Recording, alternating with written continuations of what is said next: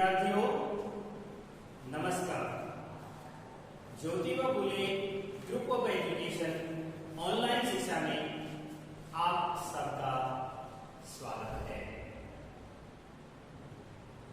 आज मैं आपके लिए रासायनिक समीकरण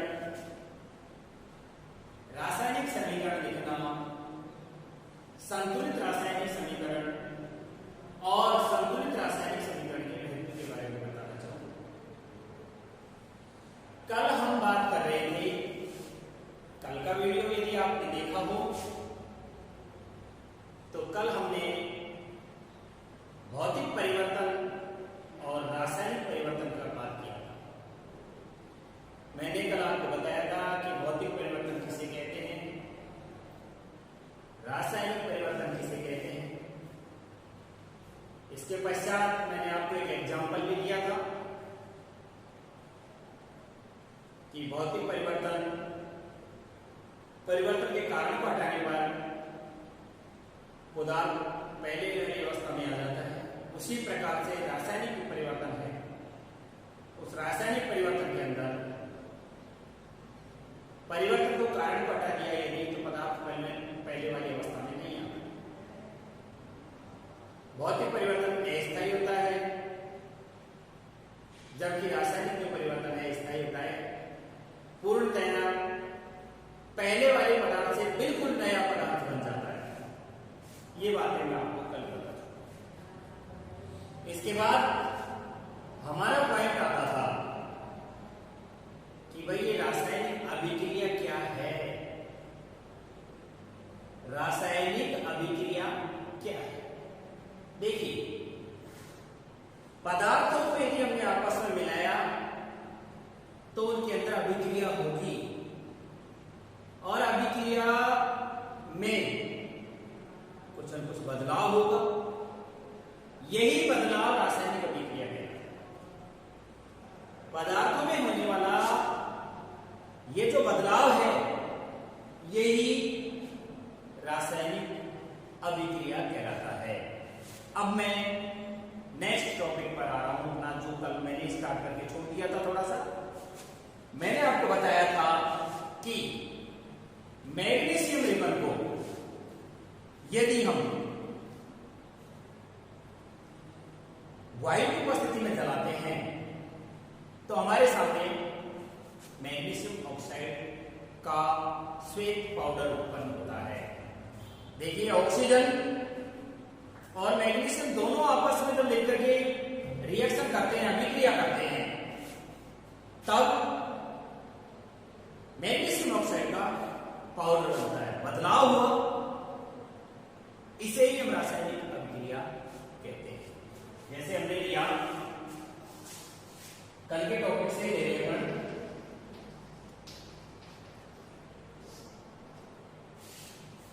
ये आपका मैग्नीशियम रिबन हो गया। इसको हमने ऑक्सीजन की उपस्थिति में जलाया।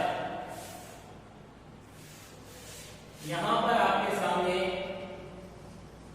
मैग्नीशियम ऑक्साइड का पाउडर हो गया है। चमकदार श्वेत लौह के साथ मैग्नीशियम रिबन जला है। मैंने कल आपको यहां इसके बारे में बताया था। प्रिय विद्यार्थियों, यदि आप मैग्नीशियम रिबन को प्रयोगशाला में जलाना चाह रहे हैं स्पिरिट लैंप या बर्नर की सहायता से, तो सावधानी रखना बहुत जरूरी है, क्योंकि जब मैग्नीशियम रिबन जलेगा तो उसमें से चिंगारियां निकलती हैं। अपनी आंखों की सुरक्षा के लिए आंखों पर चश्मा अवश्य रखें, और यदि ये प्रैक्टिकल आप करते हैं तो अध्यापक की देखरेख में करें। सावधानी रखना बहुत जरूरी है।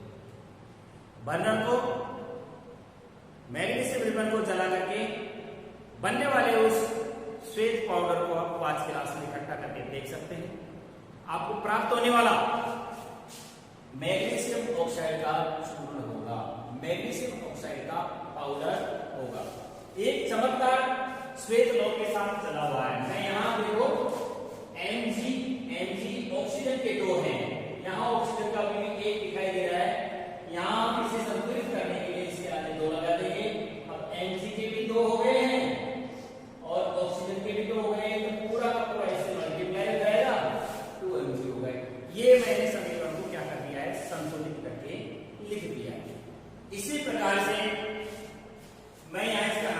लिखता हूं,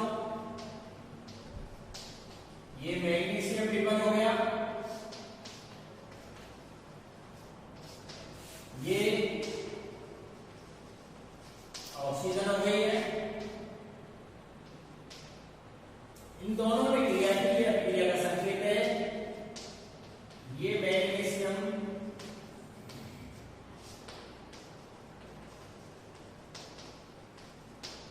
मैग्नीशियम ऑक्साइड का चूर्ण हो गया है, ये हमें प्राप्त हो। अब मैं आपको एक दूसरी और क्रियाकलाप के बारे में बताता हूं। एक्टिविटी नंबर 1.2 में लिखा हुआ है, आपकी पुस्तक में पेज संख्या 2 पर एक्टिविटी 1.2 में लिखा हुआ है कि एक परखनली लें और उस परखनली में लेड नाइट्रेट का घोल ले लें। Lead means PB.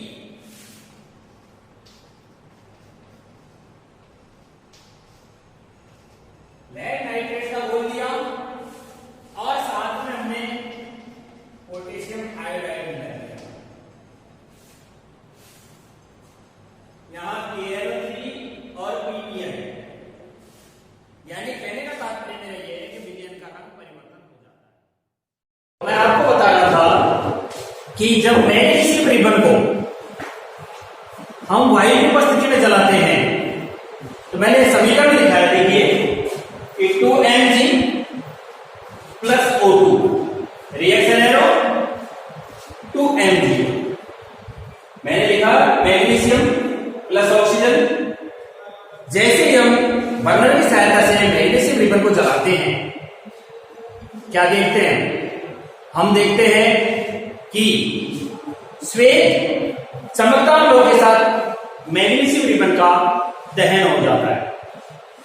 जब चमकदार श्वेत लोहे के साथ मैग्नीशियम रिबन का दहन होता है, उससे बनने वाली जो राख है उसको हम पांच गिलास में इकट्ठा कर लेते हैं। ये हमारे सामने मैग्नीशियम ऑक्साइड का चूर्ण है। एक्टिविटी नंबर 1.2 को देखते हैं। आपकी किताब में प्रथम अध्याय के पेज नंबर 2 पर लिखी हुई है कि जब लेड नाइट्रेट और पोटेशियम आयोडाइड को दोनों को आपस में मिलाते हैं तो विलयन का रंग बदल जाता है। विलयन का रंग बदलना हमें इस बात को सूचित करता है कि रासायनिक अभिक्रिया हुई है। मेरा कहने का तात्पर्य आपसे यह है कि रासायनिक अभिक्रिया जब होती है तो क्या क्या हो सकता है, कौन कौन से प्रेक्षण हमें दिखाई दे सकते। नंबर तीसरी बात, एक्टिविटी 1.3 को यदि अपन देते हैं तो मैं आपको बता रहा था कि हमने एक शंक्वाकार प्लास्टिक लिया,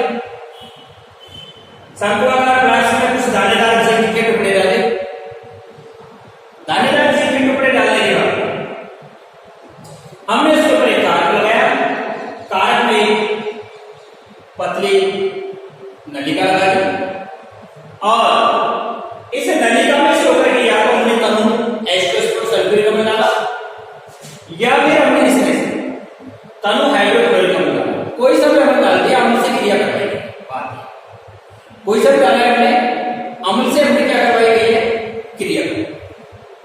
अब हम देख रहे हैं कि जैसे ही तनु H2SO इस दानेदार जिंक से संपर्क करता है, यहां बुदबुदाहट के साथ एक गैस ऊपर उठती है और गैस इसमें से होकर के बाहर निकलती है। गैस का निकलना हमें यह बता रहा है कि रासायनिक अभिक्रिया हुई है। मैंने यहां नीचे लिखा है रासायनिक अभिक्रिया में क्या क्या हो सकता है। देखिए क्रियाकलाप 1.1, 1.2, 1.3 लगातार इन अभिक्रियाओं को हमने देखने के पश्चात इस निष्कर्ष पर पहुंचे हैं कि जब कोई रासायनिक अभिक्रिया होती है तो पदार्थ की अवस्था में परिवर्तन होता है या पदार्थ का रंग बदल जाता है या किसी गैस का उत्सर्जन या निष्कासन होता है। उत्सर्जन होता है, मैं इसको लिख सकता हूं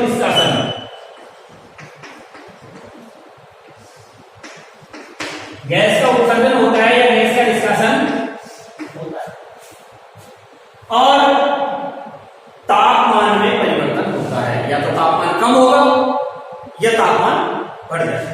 देखिए यहां जो अपने शंक्वाकार ग्लास लिया था, हमने शंक्वाकार ग्लास को छू करके देखा, हम देखते हैं तापमान बढ़ गया है। इसका तात्पर्य है कि रासायनिक अभिक्रिया हुई है। रासायनिक अभिक्रिया में ये सारे परिवर्तन हमको दिखाई देते हैं, तो हम मान लेते हैं क्या होता है कि रासायनिक अभिक्रिया हुई। जैसे मान लीजिए आप थोड़ा सा वॉशिंग पाउडर लीजिए, उसे अपने हाथ में रखिए, मुट्ठी कस करके बंद कर लीजिए। पानी से भरी बाल्टी में अपनी मुट्ठी को योग्य तो डाल दीजिए, कस करके मुट्ठी बंद रखो। अभी 1 मिनट रुकिए और अपनी मुट्ठी को थोड़ा सा ढीला कर दीजिए, हल्का सा ढीला, यानी कुछ एक पानी की मात्रा आपने अपनी मुट्ठी के अंदर जाने दी और वापस कस करके मुट्ठी को बंद कर लीजिए। देखिए आपकी मुट्ठी अंदर से गर्म हो जाएगी, अर्थात पानी ने उस वॉशिंग पाउडर से क्रिया की, तापमान में परिवर्तन हुआ। हमने मान लिया क्या हुई है, रासायनिक अभिक्रिया। उसी प्रकार से कांच का गिलास लीजिए, उसमें पानी डाल लीजिए और 2 चम्मच चीनी डालकर इसे घोल दीजिए। पहले पानी का तापमान हमने लेकर के देख लिया, और अब जब हमने उसमें चीनी डाल दी है, चीनी डालने के पश्चात हम उसके तापमान को नोट कर रहे हैं, दोनों में अंतर आएगा, तापमान कम हो जाएगा। इससे तात्पर्य क्या निकल रहा है, चीनी ने पानी के साथ अभिक्रिया की है। इसे ही हम क्या कहते हैं, इसे ही हम रासायनिक अभिक्रिया कहते हैं। इस अध्याय में मैं आपको रासायनिक अभिक्रियाओं के प्रकार और उनके निरूपण के बारे में बताऊंगा। जैसे मान लीजिए इसी को लेते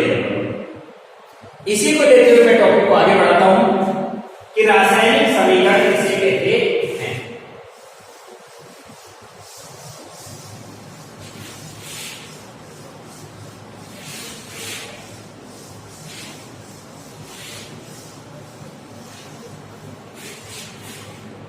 देखिए मैंने दिया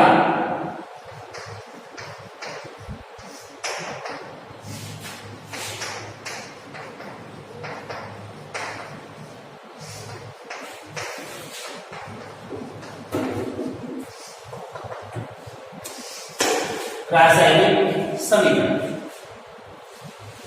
प्रश्न ये आ गया कि रासायनिक समीकरण किसे कहते हैं। ये हमारी क्या आ गई है परिभाषा। देखो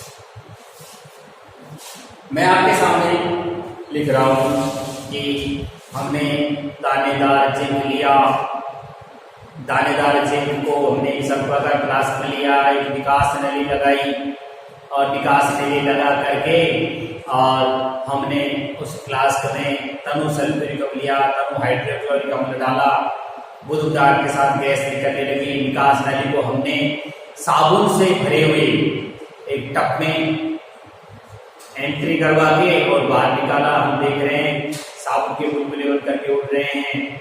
जलती हुई मोमबत्ती लेकर के गई और देखा कि पॉपिंग साउंड के साथ बुलबुले फट रहे हैं, अर्थात तात्पर्य निकल रहा है निकलने वाली गैस हाइड्रोजन है।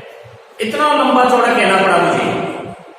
और उसी बात को मैं यहां Zn plus H2SO4 reaction arrow ZnSO4 plus H2 लिख करके व्यक्त कर दिया है। लिख करके क्या कर दिया है मैंने, व्यक्त कर दिया है। मैंने आपको बता दिया है कि जिंक और सल्फ्यूरिक अम्ल की यदि क्रिया करवाते हैं तो जिंक सल्फेट बनता है, हाइड्रोजन गैस बाहर निकलती है। इतनी लंबी चौड़ी डिटेल को मात्र एक लाइन के द्वारा लिख देना ही समीकरण कहलाता है, रासायनिक समीकरण कहलाता है। यदि मान लीजिए इसको लिखे अपन कि जिंक प्लस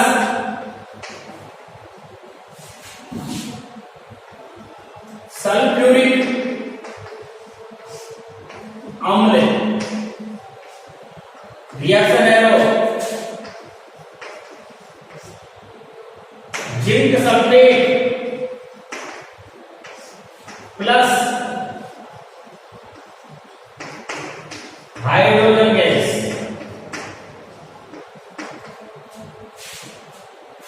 ऊपर वाला तो समीकरण कहलाएगा, नीचे वाला शब्द समीकरण कहलाएगा। इसे हम कहते हैं शब्द समीकरण।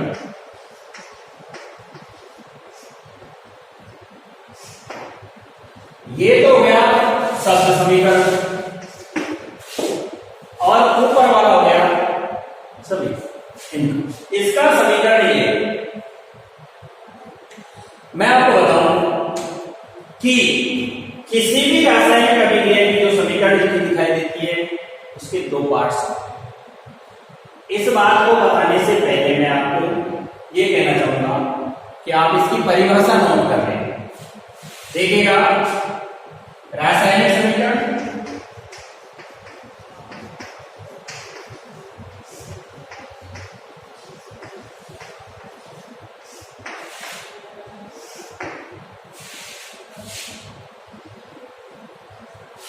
किसी रासायनिक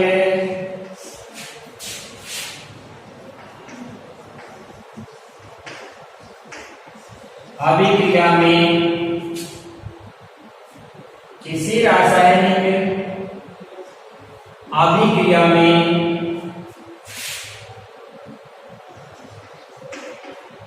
अभिकारकों को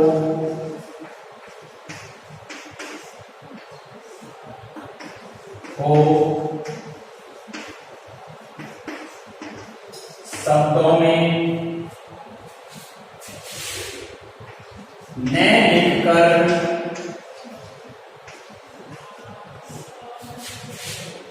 सूत्र या प्रतीकों के रूप में लिखना ही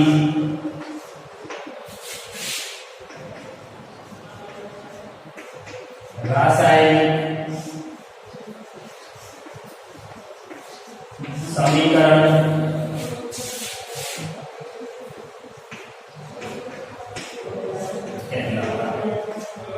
कहने का तात्पर्य है कि किसी भी रासायनिक अभिक्रिया में अभिकारकों को शब्दों में न लिखकर सूत्र या प्रतीकों के रूप में लिखना ही क्या कहलाता है?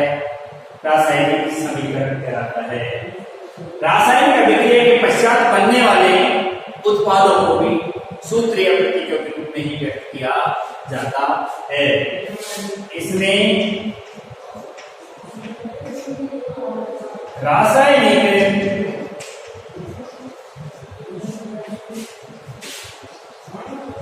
अभिक्रिया के पश्चात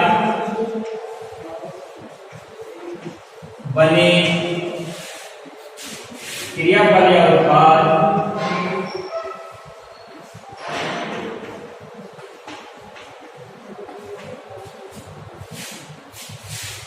भी संकेत, सूत्र या प्रतीकों के रूप में लिखे जाते हैं।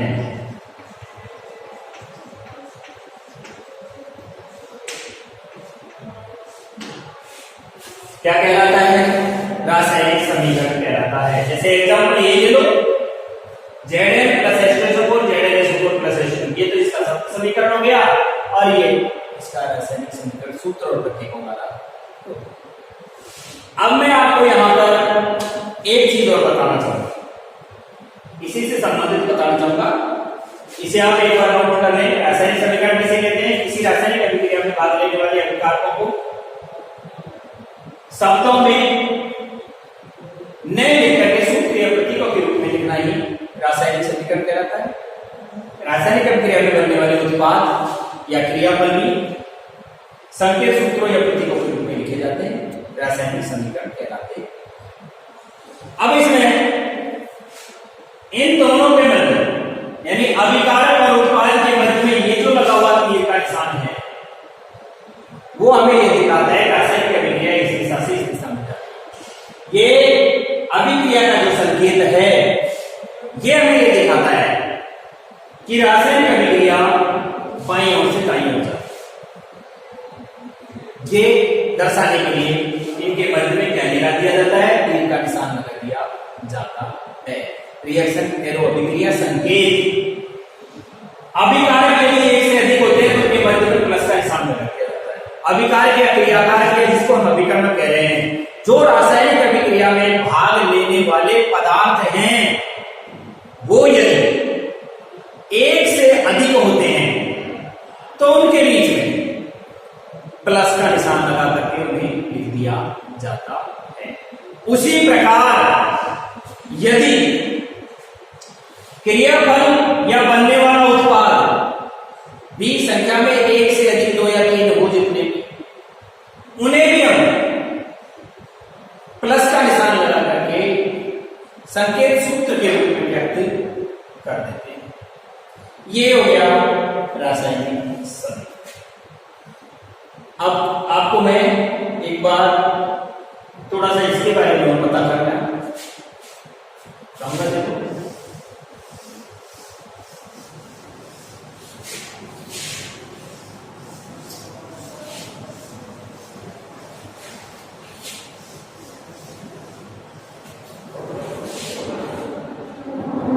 ये आपके सामने एक रासायनिक समीकरण लिखी हुई है। समीकरण के दो भाग दिखाई दे रहे होंगे। ये आपको LHS भाग दिखाई दे रहा है, ये आपको RHS भाग दिखाई दे रहा है। ये LHS हो गया, ये RHS। रासायनिक अभिक्रिया में जो पदार्थ भाग लेते हैं, रासायनिक अभिक्रिया में जो पदार्थ भाग लेते हैं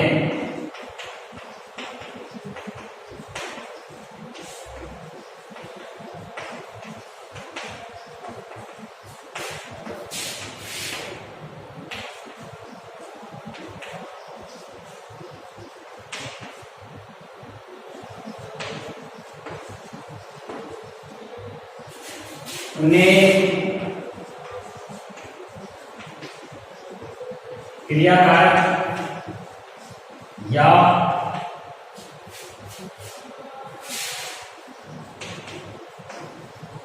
अभिकारक कहा जाता है। जैसे उदाहरण देंगे प्लस H2SO, ये क्या है, ये क्रियाकारक या अभिकारक। रासायनिक अभिक्रिया में बना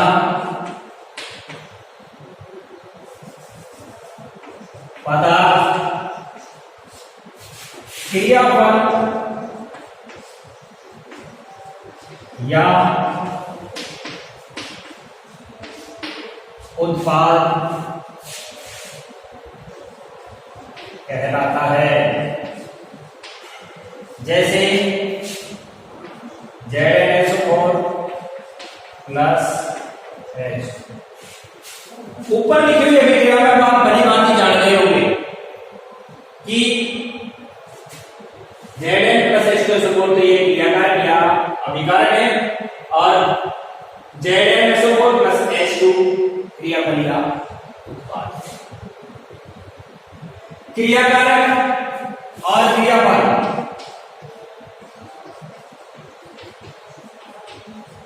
रासायनिक समीकरण में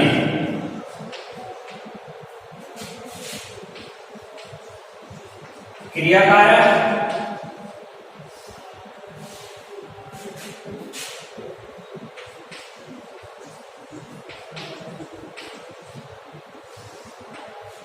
बराबर क्रियाफल होता है। कहने का तात्पर्य ये हुआ कि अभिक्रिया तीर के संकेत के पहले वाला कुल भार, अभिक्रिया तीर के संकेत के पश्चात वाला कुल भार दोनों हमेशा कैसे होते हैं? बराबर होते हैं।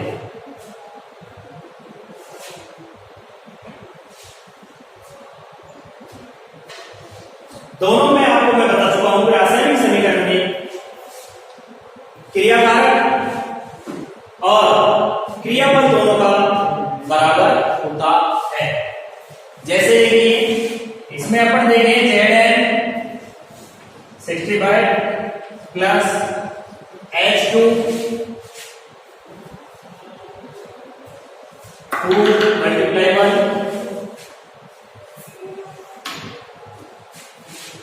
प्लस S32 प्लस SO4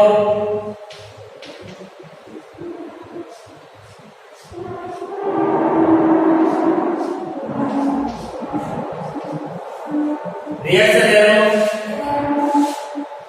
इधर देखेंगे अपन Zn 65 S32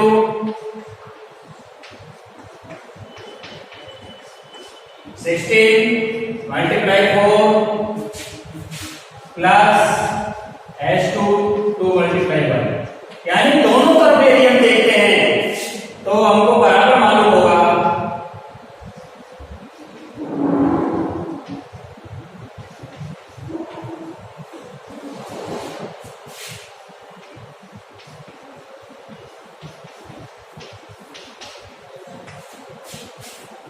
आपके सामने देखिएगा बिल्कुल इक्वल आ गया है। ये 65 ये 65 ये 2 ये 2 ये 32 ये 32 ये 64 ये 64, यानी अभिक्रिया में अभिकारकों का मात्रा और बनने वाले उत्पादों की मात्रा सदैव बराबर होती है, ना तो कोई उत्पन्न होता है। इसलिए हम द्रव्यमान संघर्षण के नियम के नाम से जानते हैं। अब मैं यहां का नेक्स्ट पॉइंट लेना चाहूंगा रासायनिक समीकरण को लिखना। ये रासायनिक समीकरण कैसे लिखना है?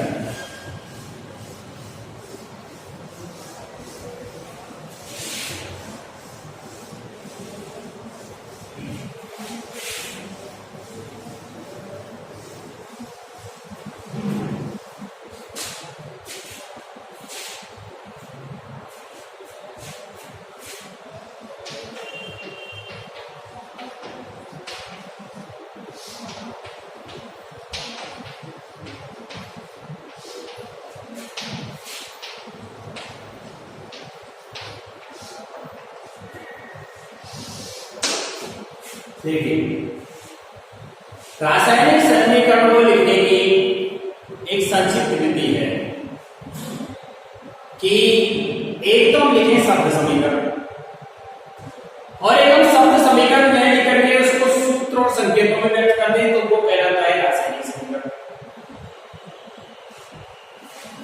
रासायनिक जो समीकरण है वो किसी भी रासायनिक अभिक्रिया को दर्शाता है। रासायनिक समीकरण क्या करता है? रासायनिक समीकरण किसी भी रासायनिक अभिक्रिया को दर्शाता है।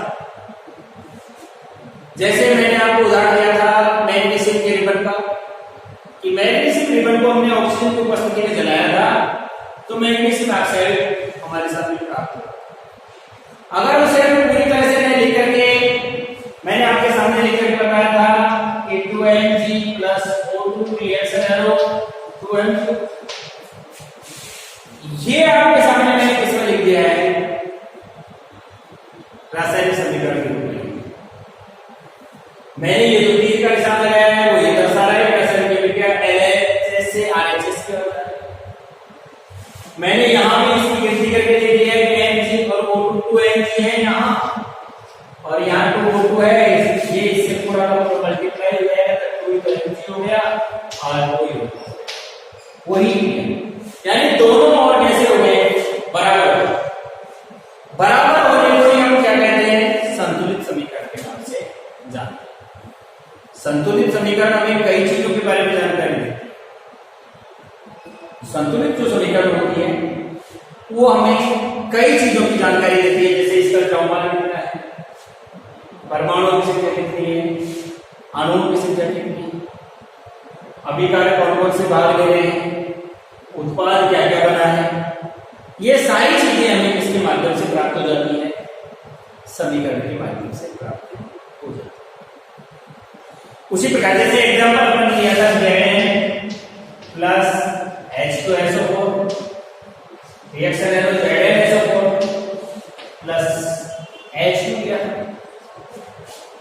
इसमें हमने देखा था कि परमाणु को छू करके पता चल गया था हमें कि इसमें ऊष्मा का क्या हो रहा है, उत्सर्जन हो रहा है। क्या हो रहा है, ऊष्मा का उत्सर्जन हो रहा है। सर्पाकार प्लस को हमने छू करके देखा था, सर्पाकार प्लस कैसा हो गया था, गर्म हो गया था। मैंने एक और उदाहरण आपको बोला था कि वार्षिक पाउडर को मुट्ठी में लेकर के पानी से भरी बाल्टी में देते हैं, हल्की सी मुट्ठी ढीली करके फिर वापस कस के पकड़ लेते हैं, तो हम देखते हैं मुट्ठी गर्म हो जाती है, ऊष्मा का उत्सर्जन होता है। मैंने ये बताया था रासायनिक अभिक्रिया में पदार्थ की अवस्था में परिवर्तन होता है, या उसका रंग बदलता है, या उसके अंदर किसी गैस का निष्कासन या उत्सर्जन होता है, या फिर तापमान में परिवर्तन। मैं यहां आपको तापमान में परिवर्तन के आधार पर अभिक्रिया को दो भागों में बांटते हुए बताता हूं। बीच में एक पॉइंट ये लेना चाहूंगा मैं, देखो जैसे मैंने ये लिया था Zn plus H2SO4, ZnSO4 plus H2 संपर्क प्लस को देखकर चेक करके, तो तापमान में क्या हो गई है, वृद्धि। तापमान में क्या हो गई है, वृद्धि। इसी से मिलती जुलती बात को लेते हैं, तापमान में वृद्धि होना हमें इस बात को बताता है कि ये जो अभिक्रिया हुई है वो ऊष्माक्षेपी है। कैसी अभिक्रिया है, ऊष्माक्षेपी। अब पॉइंट आ गया हमारा, ऊष्माक्षेपी किसे कहते हैं।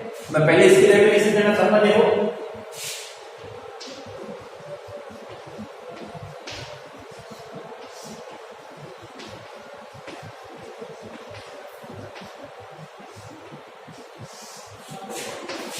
ऐसी रासायनिक अभिक्रिया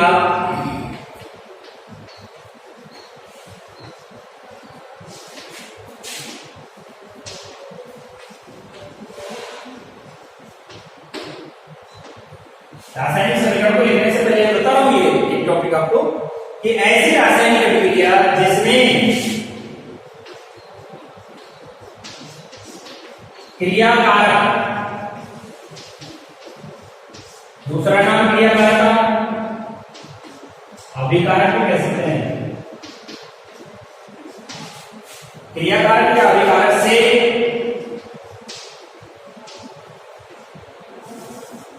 क्रियाफल या उत्पाद बनते समय ऊष्मा का उत्सर्जन होता है। क्या कहलाती है, ऊष्माक्षेपी अभिक्रिया।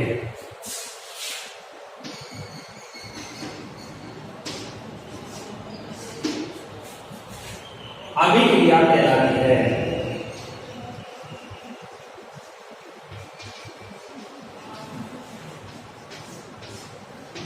जैसे अपन एग्जांपल ले लें, N2 plus 3H2 reaction arrow 2NH3 plus 93 kilo joule. मैंने ले लिया यहां पर, जैसे नाइट्रोजन को हाइड्रोजन को आपस में मिलाया, हमारे सामने अमोनिया गैस बनी, पानी को छू के देखा, गर्म हो गई, यानी 93.33 किलो जूल ऊर्जा हमारी बाहर आ गई। अर्थात अभिक्रिया कैसी है, अभिक्रिया ऊष्माक्षेपी है। मैंने परिभाषा देखा, एक बार फिर देखिए कि ऊष्माक्षेपी किसी भी रासायनिक अभिक्रिया में तापमान में वृद्धि हो रही है तो वो अभिक्रिया ऊष्माक्षेपी अभिक्रिया कहलाती है। एग्जाम्पल लाया, नाइट्रोजन गैस और हाइड्रोजन गैस को दोनों को आपस में मिला दिया, ये नाइट्रोजन है,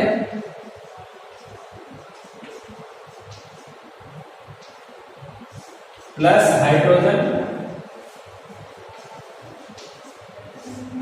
अभिक्रिया संकेत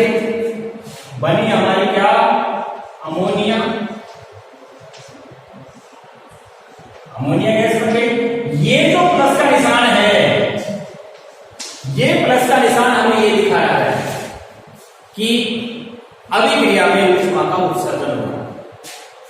अगर यहां पर माइनस का निशान होता तो हमें ये दिखा देता कि रासायनिक अभिक्रिया में अभिकारक या क्रियाकारक से उत्पाद या क्रियाफल बनते समय ऊष्मा का क्या हो रहा है, ह्रास हो रहा है, अर्थात अवशोषण हो रहा है। ऐसी अभिक्रिया को हम ऊष्मा शोषी अभिक्रिया के नाम से जानते हैं। ये प्लस ये बता रहा है हमको कि यहां पर ऊष्मा भी निकल रही है। ऐसी अभिक्रिया को हम क्या कहते हैं, ऊष्माक्षेपी अभिक्रिया के नाम से जानते हैं। इसी के अपोजिट विपरीत लेते हैं।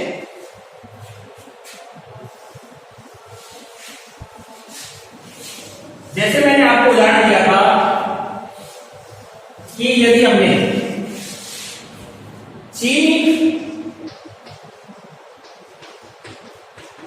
और पानी दोनों को मिलाकर के लिया, हमारे सामने बना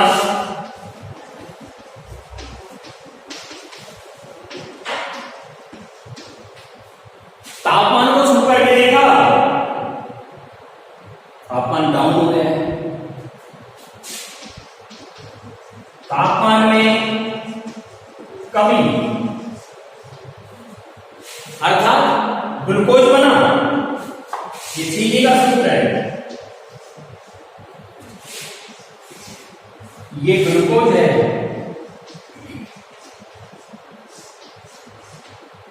तापमान में कमी हमें दिखाई है ऊष्मा शोषी, अर्थात ऊष्मा घटी है, अर्थात क्या हुआ है, ऊष्मा का अवशोषण हुआ है। परिभाषा देखेंगे ऊष्मा शोषण।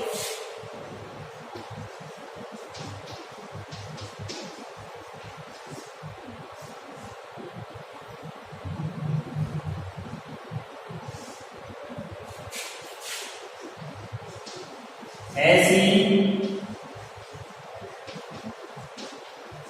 रासायनिक अभिक्रिया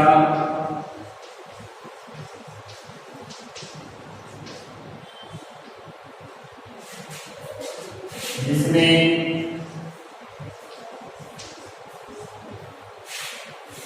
अभिकारक से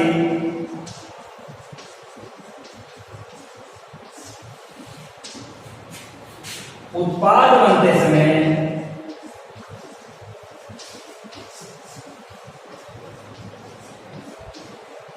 ऊष्मा का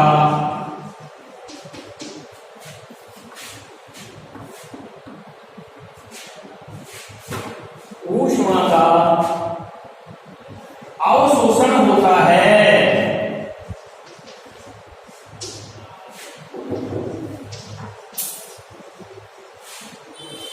ऊष्मा शोषी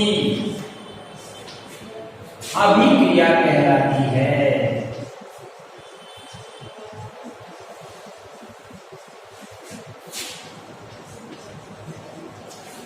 एक बार और परिभाषा में ध्यान दें कि ऐसी रासायनिक अभिक्रिया, जैसे मैंने आपके सामने लिया है, चीनी है, चीनी को पानी में घोल दिया, चीनी को पानी में घोल दिया, हमारे ग्लूकोज प्राप्त हो गया। देखा छू करके तापमान में कमी आ गई। पहले जो पानी का तापमान नोट किया था हमने, उससे भी और डाउन हो गया। इसका मतलब अभिकारक ये था और अभिकारक से ये उत्पाद बना। उत्पाद बनते समय और तापमान में गिरावट, ऊष्मा का क्या हो गया है, अवशोषण हो गया, तापमान में कमी आ गई।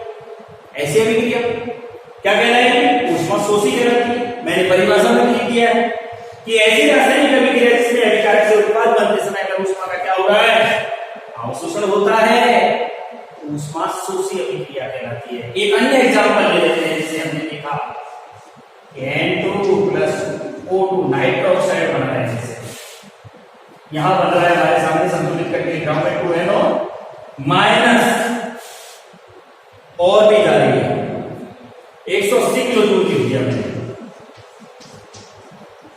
1 किलो जूल ऊष्मा को नापने की इकाई है।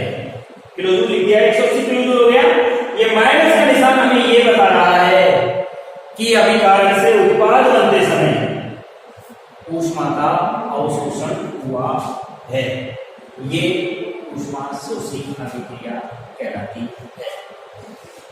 अब मैं आपको रासायनिक समीकरण को लिखना